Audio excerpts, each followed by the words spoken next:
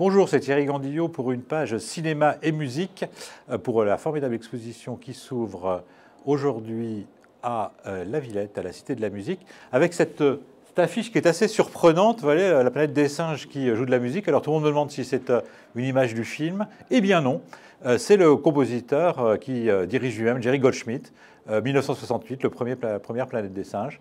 Et je trouve que c'est une image très très forte parce que ça montre bien le mélange qu'il peut y avoir parfois, l'osmose qu'il peut y avoir entre la composition, la réalisation et parfois même la production et surtout le montage, bien entendu. Exposition donc qui balaye très très très très très large. Moi j'ai toujours entendu cette phrase, une bonne musique de film, c'est une musique de film qu'on ne remarque pas.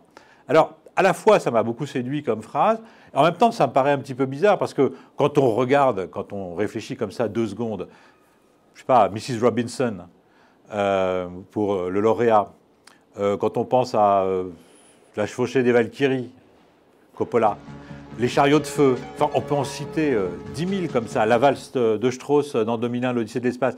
Il y a des films qui sont marqués par des musiques.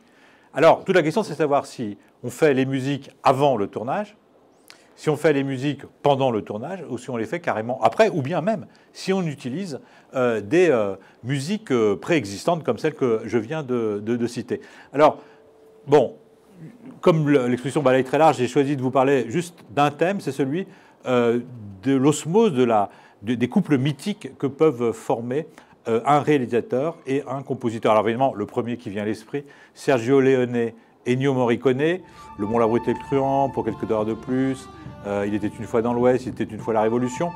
C'est un couple vraiment très très fort, mais à tel point, c'est d'ailleurs Morricone qui le dit, que Sergio Leone lui disait « Bon, voilà, le sujet de mon film, ça va être ça. Même pas de scénario, rien. Il composait les musiques dans son coin, et puis il les apportait. Et avant même que le clap de début soit donné, sans même avoir lu le scénario, la musique était enregistrée et acceptée par Leone, ce qui est quand même incroyable. D'ailleurs, Leone disait lui-même qu'il s'en inspirait parfois pour des scènes, mais il disait aussi que pour aller convaincre, par exemple, Claudia Cardinal de jouer dans Il était une fois dans l'Ouest, eh bien, il lui avait fait écouter la musique du film. Voilà.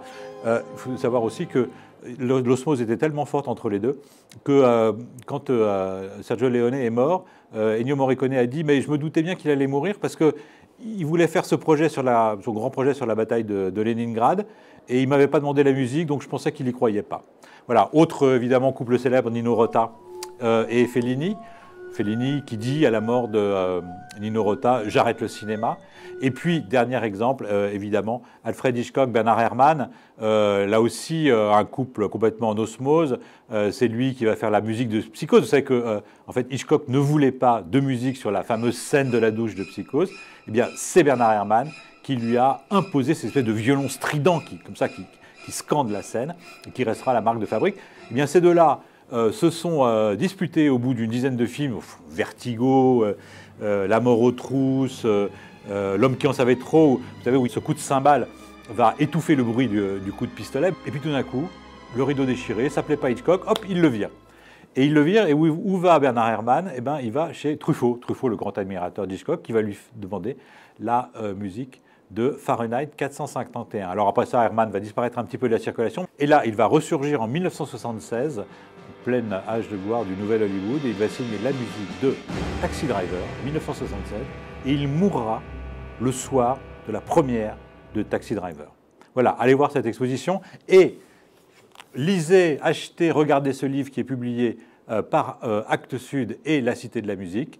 Ce livre donc, qui retrace toutes ces relations tumultueuses entre le cinéma et la musique. C'est passionnant, l'iconographie est géniale. Et il y a des petits flash mobs qui vous permettent d'écouter la musique en même temps que vous lisez les textes et que vous regardez les photos. Voilà, c'est moderne. À la semaine prochaine.